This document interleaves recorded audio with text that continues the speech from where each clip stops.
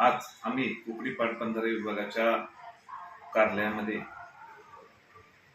कुकडी पाटबंधाऱ्याचे अधिकारी अभियंता नानोर साहेब असतील, त्याचप्रमाणे हंडे साहेब असतील, त्याचप्रमाणे तांबे साहेब यांच्याशी त्या ठिकाणी संपर्क साधला. पाटबंधारे विभागाच्या ऑफिसला गेलो होतो.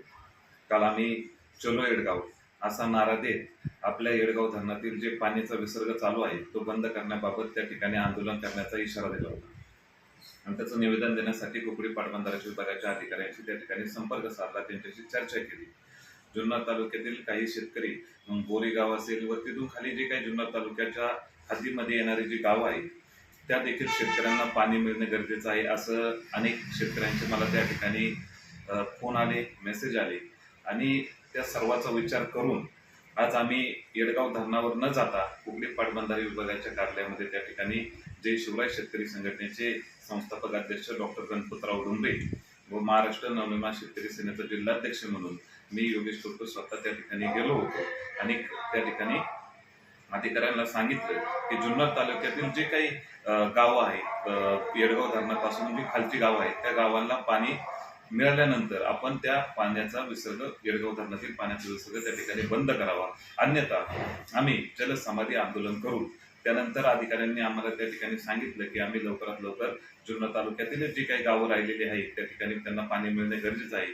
ते पाणी त्यांना मिळाल्यानंतर त्या ठिकाणी आम्ही येडगाव धरणातील पाण्याचा विसर्ग बंद करू, अन्यथा आजच्या आज त्या ठिकाणी पाणी बंद करण्याचा निर्णय घेतला होता. परंतु जुन्नर तालुक्यातील अनेक शेतकऱ्यांनी त्या ठिकाणी आम्हाला विनंती केली की आपण पाण्याचा विसर्ग लगेच बंद करू नका, जेणेकरून आम्हालाही शेतीसाठी किंवा पिण्याच्या पाण्याची गैरसोय होणार नाही. यासाठी आजचं आंदोलन आम्ही त्या ठिकाणी निवेदन दिलंय, इशारा दिलाय आणि पाणी जर बंद झालं नाही, पाणी खालील शेतकऱ्यांना मिळाल्यानंतर जुन्नर तालुक्यातील, तर आम्ही परत आंदोलन त्या ठिकाणी करणार आहोत.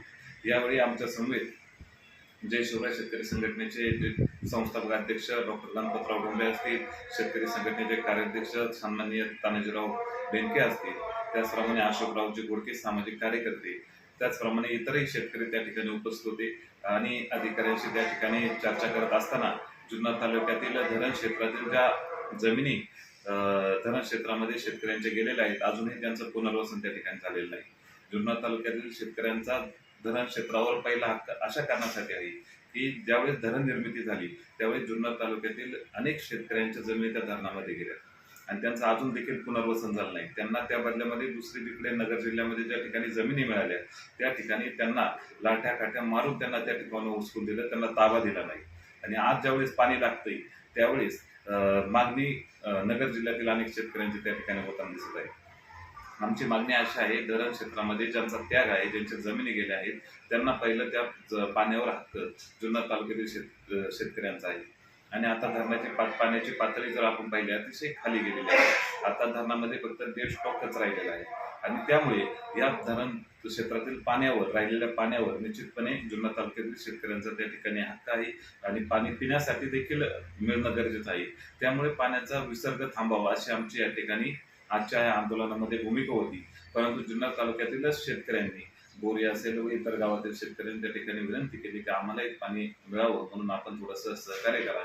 म्हणून आजचं आंदोलन त्या ठिकाणी जलसमाधीचं न होता आज त्या ठिकाणी आम्ही निवेदन दिलेलं आहे. परंतु यापुढील काळामध्ये जर काही जुन्नर तालुक्यातील शेतकऱ्यांना पाणी मिळालं नाही किंवा पाण्याचा विसर्ग चालू राहिला तर जलसमाधी आंदोलन केल्याशिवाय महाराष्ट्र नवनिर्माण शेतकरी सेना व जय शिवराय शेतकरी संघटना शांत बसणार नाही असा इशारा यावेळी देण्यात आला. धन्यवाद. जय शिवराय, जय हिंद, जय महाराष्ट्र.